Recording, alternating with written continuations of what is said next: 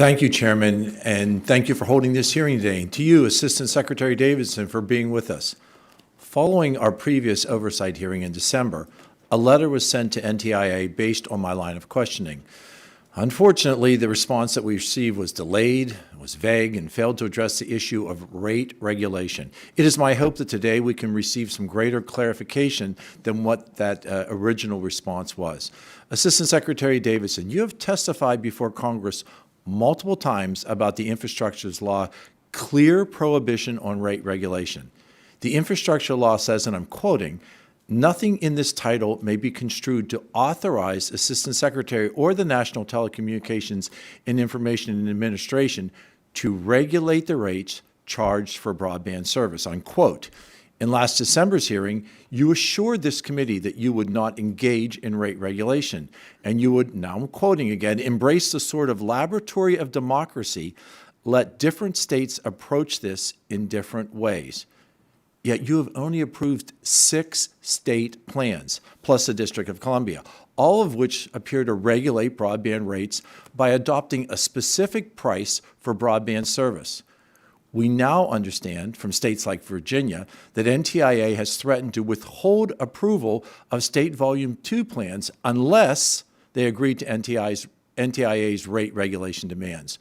We have heard from numerous states that the pressure from NTIA is real, and the threat of losing funds was too great not to give in to these demands. Congress did not envision NTIA circumventing the explicit ban on rate regulation, especially not by back-channeling and conditioning NTIA's approval of plans on states agreeing to use BEAD funding to impose rate regulation mandates when they don't want to do so. Obviously, this is incredibly troubling, especially in light of your and the Secretary's prior sworn testimony to this committee that NTIA was not engaging in such pressure tactics which are prohibited by the IIJA. So I'm asking you, once again, will you assure this committee that you will allow the laboratory of democracy to function and approve a state plan that does not set a specific price for low-income broadband plan, middle-class affordability plan, or for certain tier services like the symmetrical gigabyte service?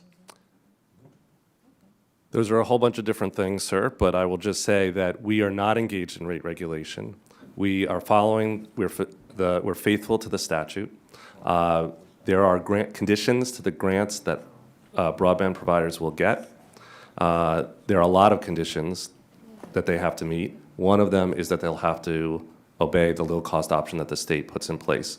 States have put in place, some states have chosen to put in place lots of different approaches. We've seen ranges, we've seen prices, we've seen a lot of different things.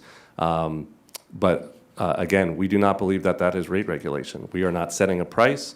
We are not requiring that. And there are no pressures that you're placing on the individual states as they present their plans to you. States have to meet the requirements of the statute, and they have to meet the requirements of our funding. And there is no threat of losing those funding if they don't follow any type of price setting that is coming from the NTIA. They have to follow the requirements of of our funding notice and our statute. And I find it an interesting answer. And since in NTIA's red line version of the Virginia State Plan, you provided feedback, and again, I'm going to quote, "The Assistant Secretary must be able to determine the impact to a customer at the initial proposal stage. It isn't enough to know as a final proposal. Thus, the low-cost option must be established in the initial proposal as an exact price or formula." Those are your words. Yes or no? Is that NTI forcing states to adopt rate regulation? The answer seems clear to me. I don't know the communication that you're speaking of. We'll provide that communication. Again, we are Thank you. providing that for you moving forward.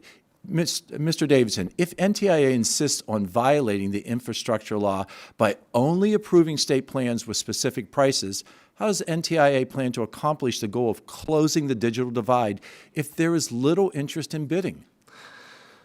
Well, sir, we think that there will be interest in bidding, and I can just tell you I've talked to many state broadband offices. They are keenly interested in making sure that they are meeting the requirements of affordability, which is the third word in the statute that we're implementing, affordable.